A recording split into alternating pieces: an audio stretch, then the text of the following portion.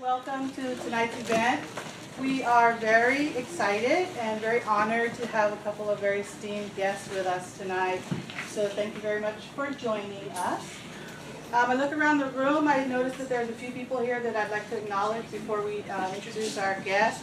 We have Representative Cregan with us this evening. Thank you very much for joining us. We also have Renee Dufont with us, former FDA employee. Thank you very much for being with us, Renee. Okay. And then I'd like to go ahead and start by introducing two lovely ladies who are from the island of Oahu, the Hawai'i Center for Food Safety. We have tonight with us the director, Dr. Ashley Lukens.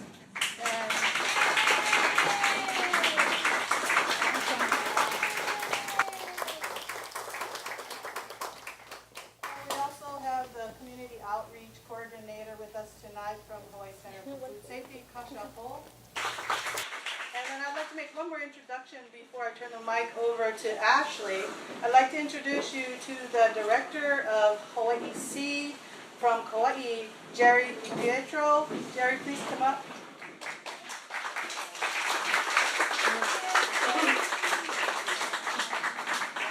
I'm going to turn the mic over right now to Dr. Ashley Lukens, who's going to speak to you briefly, and then Jeri will speak, and then we'll have another very nice lady come up and speak to you, Nancy Redfeather from Kawanui Farms, which Kawanui means the jumping off point.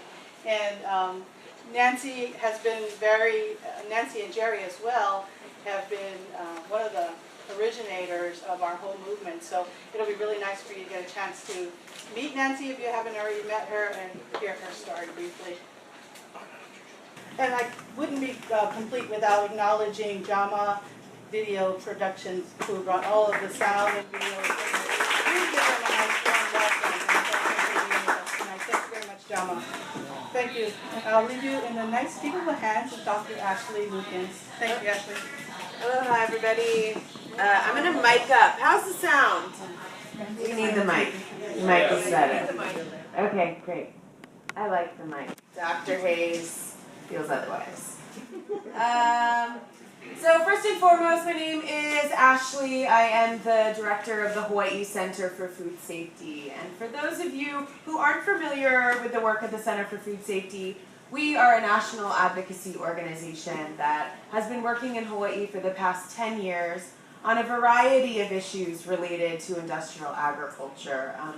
We started working with Uncle Walter Riddy on the patenting of taro and trying to help him understand the legal frameworks through which that was even possible, and then really guided him through sort of protesting the patenting of kalo. And we are really happy to have an office here now in the state of Hawaii. But first and foremost, I want to start by thanking you all. This is now my 4th talk, I think, on the tour with Dr. Hayes. And I am just incredibly warmed and inspired by the amount of people that are turning out for these talks, that are participating in this movement, and that are demanding that we hold chemical corporations in the state of Hawaii accountable for their actions here. And so I just want to take a moment to give you all a round of applause for your work and for your dedication. Hawaii, many of you know, is the number 3 location for field test sites for genetically engineered plants, the vast majority of which have been genetically engineered to withstand the application of chemicals. And to give you a sense of what that means, California, much bigger state, much larger agricultural land, had 126 test sites in 2013. In Hawaii, we had 1,124. So the footprint of chemical corporations in our state is incredibly unique. And I think Dr. Hayes' talk here today will really help us understand the potential impacts of that footprint. Again, the kind of work that's happening in the state is the testing and the development of new plant varieties, right? That again, the vast majority of which are being genetically engineered to withstand the greater application of chemicals, some of which we're very familiar with. Chlorpyrifos, paraquat, a very scary 2,4-D, which is a major chemical in Agent Orange. So we have very significant and important concerns here in the state of Hawaii, which are very unique. But this is probably not an audience that I need to educate on these issues. In fact, a lot of us already know too much, right? What we're looking for is a plan of action, what to do about it. And I'd like to propose to you a plan of action for this summer. How many of you have been down to the legislature at all in the past 3 years advocating on these issues? Yeah. Right? Not the most friendly environment.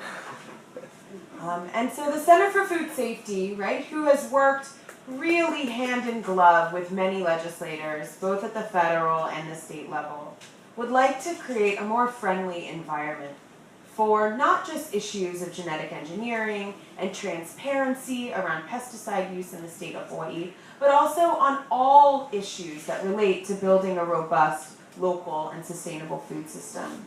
So if you look at your seat today, I passed out a flyer. The Center for Food Safety has formed Hawaii's first ever food-focused super PAC. And what a super PAC will allow us to do is to participate as a third party in elections this summer. Because if we've learned anything as advocates at the state legislature, it's that we need leaders. We need champions and partners in these issues in order to move our movement forward. The state is uniquely poised to hold corporations in the state of Hawaii accountable. They are uniquely poised to require the forms of transparency and disclosure that we need. But in order to elect those leaders, we need your help. Our PAC will be running a weekly phone bank across the islands, looking to identify voters who are interested in supporting food-focused policy. And last night in Hilo, we got 75 people to sign up. And my hope is that Kona can beat Hilo and that you guys can sign up tonight.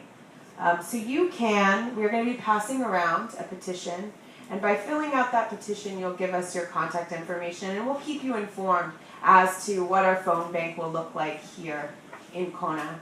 2 to 3 hours this summer can make a huge difference. Hawaii has the lowest voter turnout in the nation, right? And I see that as a problem, but it's also an opportunity. One of the biggest opponents in the state legislature won her election by 50 votes. And those 50 votes blocked a myriad of wonderful pieces of legislation that would have supported farm-to-school programs, that would have supported increased transparency around our food.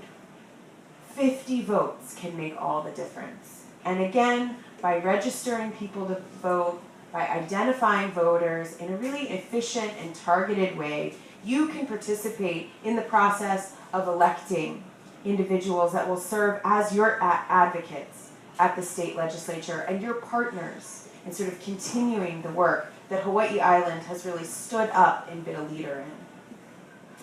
I want to close by just sort of thinking about why we're here.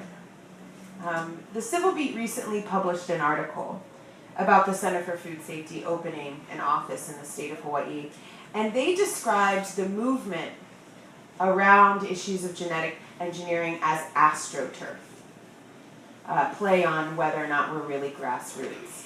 And they would have liked their readers to believe that for some reason, the reason why you are here in this room is because the organic food industry on the mainland wants you here.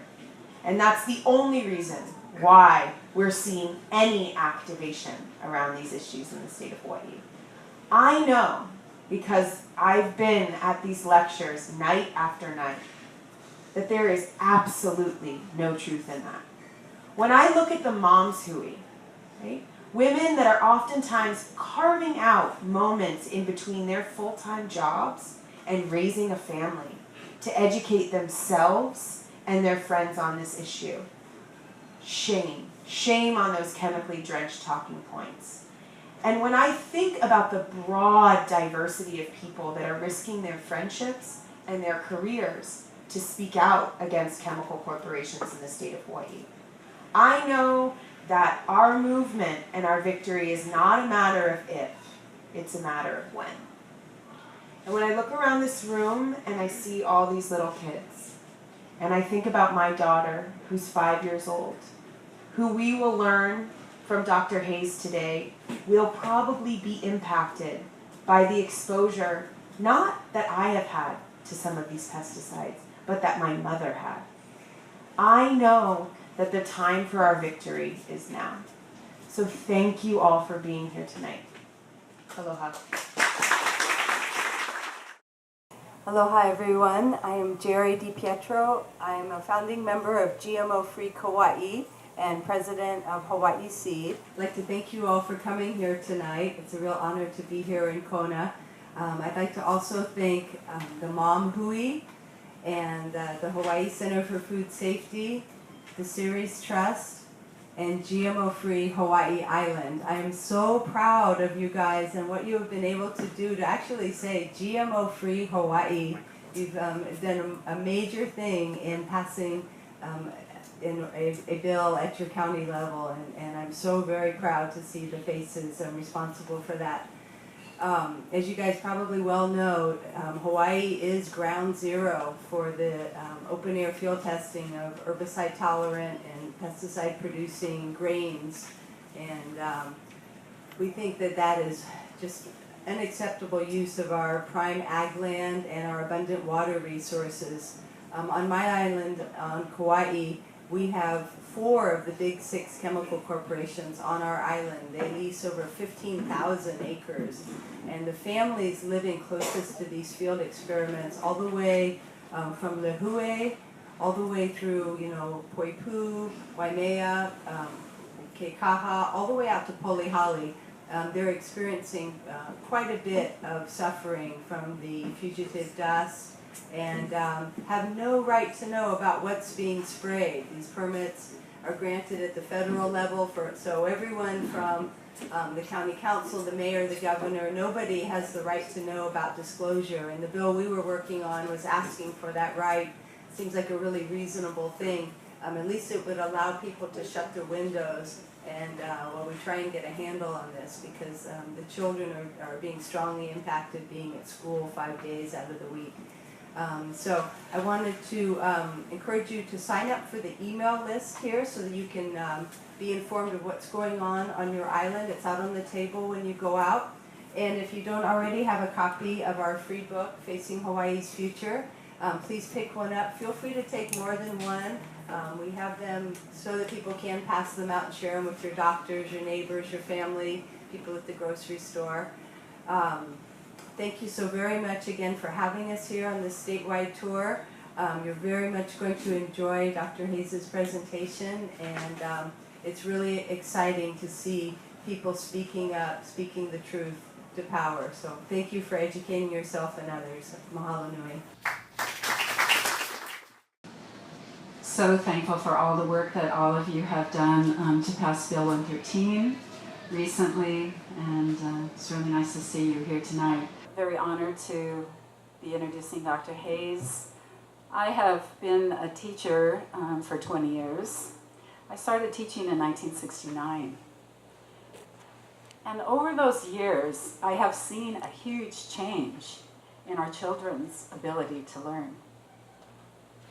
So today, as standards get more and more rigorous, children are having a harder and harder time learning.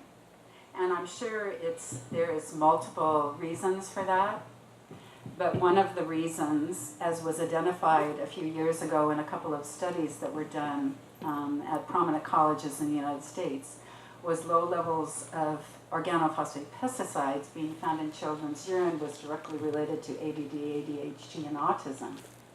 So there has to be a reason why in Hawaii, in the superintendent of schools report in 2010 on her website, she says that 55% of children in Hawaii have special learning needs. 55% is really a lot. And when I think back on my classes of children in 1969 through the 70s, there might be one child in each one of my classes that had some special needs. So this is really something to consider. And I really hope that if you are a parent yourself or you have young children in school, that you pick up this book that's out here, that's free tonight, A Generation in Jeopardy. This was put together a summary of really all of the studies that have been done linking pesticide use with children's cognitive ability to learn. So Dr. Hayes is quite a flamboyant figure wherever he goes. I saw that before he came here, there was emails coming around to our county council warning them of some of the evil things that he had been doing.